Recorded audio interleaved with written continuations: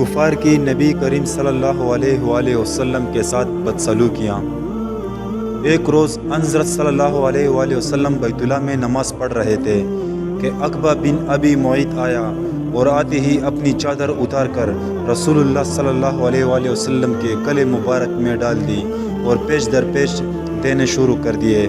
آپ صلی اللہ علیہ وآلہ وسلم کا دم گھٹنے لگا۔ اتنے میں ابو بکر صدیق رضی اللہ تعالیٰ عنہ کو پتہ چلا، وہ تشریف لائے اور دھکے دے کر اس ملعون کو ہٹایا۔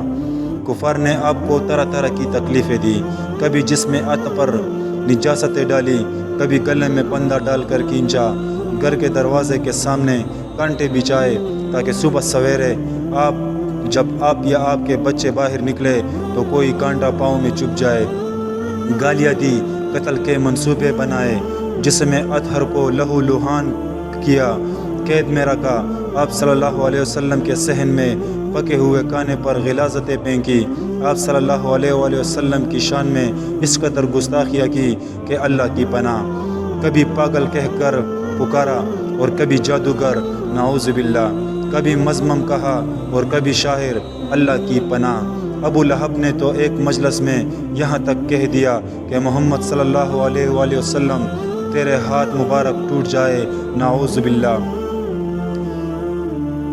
یہ عبارت حافظ عبد الشکور کی کتاب صحیح اسلامی واقعات سے ماخوذ ہے، صفحہ نمبر 9۔ قارئین سرور کائنات حضرت محمد صلی اللہ علیہ وآلہ وسلم پر کس قدر سختیاں کی گئی، صرف و صرف دین کی بنیاد پر۔